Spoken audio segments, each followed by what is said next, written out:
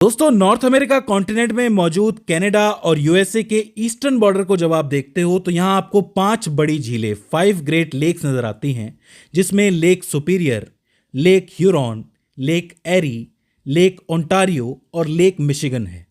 इन्हीं 5 झीलों में से 4 झीलें Lake Superior, Lake Huron, Lake Erie और लेक ओंटारियो से होकर गुजरती है एक सीमा जो कनाडा और यूएसए के बीच में एक खास तरीके की जल सीमा बनाती है, जो कि दोनों ही देशों के लिए जरूरी है। खासकर यूएसए की इकोनॉमी के लिए इसको बहुत जरूरी माना जाता है। मैं आपको बता दूं कि ये जल सीमा की लंबाई लगभग 2090 किलोमीटर है, यानी कि 1300 मील लंबी है। ये इस सीमा के अंदर कई सारी नदियां और खास करके ये 4 झीलें आती हैं, जिसका पानी दोनों देशों यानी कनाडा और यूएसए के बीच में बांटा जाता है। अगर आप कनाडा की बात करोगे तो कनाडा का सिर्फ एक ही प्रांत है, एक ही प्रोविनेंस है, ओंटारियो प्रोविनेंस, जो इन चारों झीलों से एक साथ लगता है। मतलब इसकी पूरी सीमा इस ओंटारियो के अंदर ही लग जाती है। अमेरिका की बात करोगे तो बहुत से राज्य हैं जिनसे ये सीमा लगती है, जैसे कि मिनेसोटा, मिशिगन, ओहियो, पेंसिल्वेनिया और न्यूयॉर्क। एक बात याद रखना कि लेक मिशिगन पूरी तरीके से यूएसए के अंदर मौजूद है, इसलिए वहां से कोई सीमा नहीं गुजरती है। हालांकि उसके बारे में भी कुछ एक चीजें आपको जानना जरूरी है।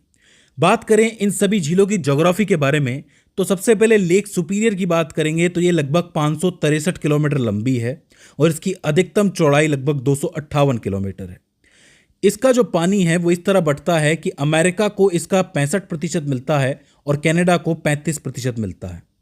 लेक ह्यूरॉन की बात करोगे तो ये लगभग 332 किलोमीटर लंबी है और इसकी अधिकतम चौड़ाई लगभग 295 किलोमीटर है। ये जो झील है इसका पानी लगभग दोनों देशों में बराबर बराबर बांटा जाता है।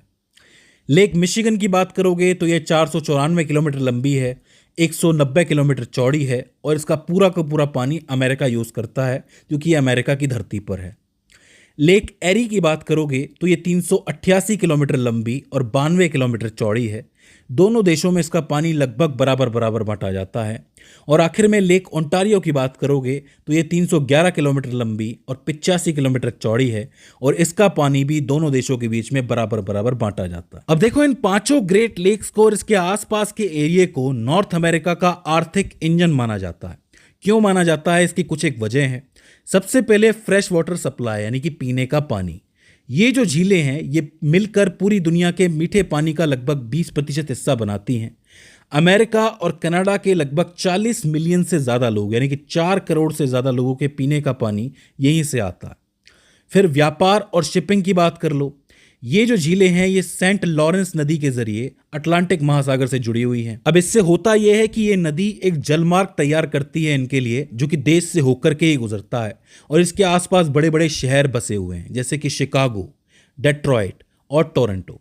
अब होता यह है कि यहाँ पर बड़े बड़े शहरों के बंदरगाह बना दिए गए हैं, जिससे कि डायरेक्ट लो अयस्क, कोयला और कृषि उत्पाद सीधे सीधे निर्यात किए जा सकते हैं और चीज़ें मंगाई भी जा सकती हैं।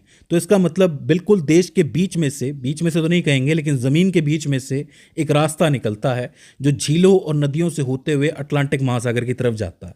तो बड़े बड़े शहर से डायरेक्टली शिपिंग की जा सकती है। अब देखो, जैसा कि मैंने मिनरल्स का नाम लिया, जैसे कि लो एस्क हो गया, आयरन ओर जिसको हम कहते हैं, या फिर कोयला हो गया, वो इन्हीं लेक्स के आसपास निकलते हैं।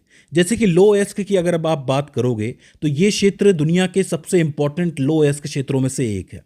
यहाँ पे आपको मिनेसोटा नाम का एक राज्य दिखेगा जिसमें मेसाबी रेंज है। मेसाबी रेंज यानी कि मेसाबी माउंटेन रेंज है। और मिशिगन के ऊपर का जो प्रायद्वीप का पेनिनसुला का एरिया आपको दिख रहा है, यहाँ पर दुनिया के सबसे बड़े लो एस्क उत्पादक मौजूद है, यानी कि यहीं से लो एस्क निकलता है। और यहाँ से जितना भी लोया निकलता है, अयस्क निकलता है, वो पूरे अमेरिका और कनाडा के स्टील उद्योग की नींव माना जाता है। जितना भी स्टील उद्योग चल रहा है अमेरिका और कनाडा में, उनके लिए ये जगह बहुत महत्वपूर्ण हो जाती है। दूसरा मिनरल यहाँ पाया जाता है तांबा, जो मिशिगन का किविनाव प्रायद्वीप है, आप लोग देख सकते हो। ये ऐतिहासिक रूप से शुद्ध तांबे के भंडार के लिए जाना जाता है, प्रसिद्ध है ये।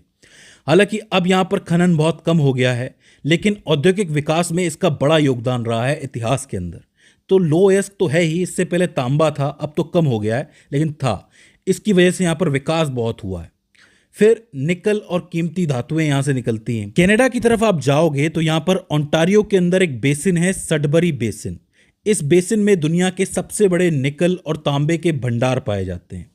यहां से प्लैटिनम और पैलेडियम जैसी कीमती धातुएं भी निकलती हैं जो कि इंडस्ट्री के लिए ज़रूरी मानी जाती है। तो इसका मतलब मेटल्स के मामले में ये एरिया बहुत ज़्यादा भरा हुआ है। फिर आता है चूना पत्थर यानी कि लाइमस्टोन। मिशिगन और ओहियो में भारी मात्रा में चूना पत्थर मिलता है। ये स्टील बनाने में और सीमेंट उद्योग के लिए बहुत ज़रूरी माना जाता है। इसके अलावा इन्हीं लेक से आपको नमक भी मिलता है। लेक ह्यूरॉन की आप बात करोगे और लेक एरी की बात करोगे तो इनके नीचे नमक की विशाल खदानें हैं। ओंटारियो में जो गोडे रिच है वो दुनिया की सबसे बड़ी भूमिगत नमक की खान मानी जाती है। तो ये सवाल बन सकता है, इसको दिमाग में रखना है आपको कि दुनिया के सबसे बड़ी भूमिगत नमक की खान जो है वो ओंटारियो के अंदर पाई जाती है, उसका नाम है गोडे रिच। तो ये तो हो जाते हैं मिनरल्स। अब इन मिनरल्स की वजह से यहाँ पर कई सारी इंडस्ट्रीज बन गई हैं, जिसमें सबसे प्रमुख है ऑटोमोबाइल उद्योग, यानी कि ऑटोमोबाइल हब बन गई है जगह। स्पेशली डेट्रॉइट का नाम आपने कई बार सुना होगा, मैंने आपको बताया भी था। ये दुनिया की कार राजधानी के रूप में जानी जाती है। इसके अलावा विंडसर जो कि ओंटारियो के अंदर मौजूद है और ओशावा, ये दोनों जगहों पर ऑटोमोबाइल निर्माण बहुत ज़्यादा होता है, इसके केंद्र माने जाते हैं ये। यहाँ फोर्ड, जीएम और क्रिसलर ऐसी कंपनियों के मुख्यालय मौजूद हैं। तो आप समझ सकते हो कि कितना बड़ा कार राजधानी ये पूरा एरिया बन गया है। इसके अलावा यहाँ पर स्टील इंडस्ट्री तो बहुत बड़ी है ही, अभी मैंने आपको बताया। लेक सुपीरियर से जो लो अयस्क आता है, लोहा आता है, और इसके अलावा एप्लाचियन क्षेत्र से जो कोयला आता है, इसकी मदद से यहाँ पर बहुत बड़ी स्टील इंडस्ट्री बन गई है। जैसे कि गैरी, इंडियाना जिसको कहते हैं, शिकागो, क्लीवलैंड और कनाडा का हैमिल्टन जिसको कनाडा की स्टील सिटी भी कहा जाता है, इन जगहों पर स्टील का उत्पादन बहुत ज़्यादा होता है। तो इस वजह से यहाँ पर स्टील की इंडस्ट्री भी बहुत बड़ी है, बहुत फली फूली है। फिर बात करूँगा केमिकल और रिफाइनिंग के बारे में, तो लेक एरी और लेक मिशिगन के पास पेट्रोकेमिकल्स और केमिकल उद्योगों का एक घना जाल है। इसके अलावा कनाडा के ओंटारियो में सार्निया नाम की जगह है, वहाँ पर भी प्रमुख केमिकल हब आपको देखने को मिलेगा। इसके अलावा भारी मशीनरी और विनिर्माण उद्योग भी यहाँ पर बहुत बड़ा है। खासकर मिलवॉकी और बेफेलो जैसे जो शहर हैं, वहाँ पर आपको भारी मशीनरी, टरबाइन और औद्योगिक उपकरण बनते हुए देखने को मिल जाएंगे। तो वहाँ पर उनका बहुत बड़ा हब बना हुआ है भारी मशीनरी का।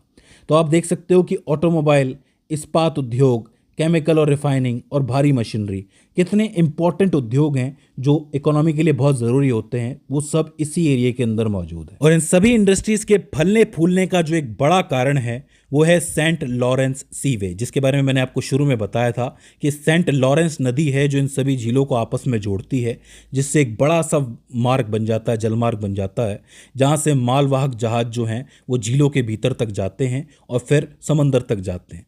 तो इस तरीके से कच्चा माल और तैयार माल आयात और निर्यात इसी रास्ते से होता है।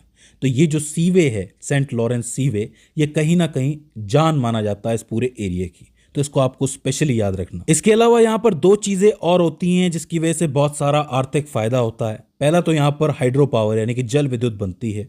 झीलों के प्राकृतिक बहाव और ऊंचाई में बदलाव, खासकर यहाँ पर नियाग्रा फॉल्स मौजूद है, ये बहुत ही फेमस है। लेक ओंटारियो और लेक एरी के बीच में ये मौजूद है। यहाँ पर बहुत ज़्यादा पानी गिरता है और इस पानी की वजह से यहाँ पर बिजली बनाई जाती है। दूसरा, यहाँ पर होने वाला पर्यटन और मछली पालन।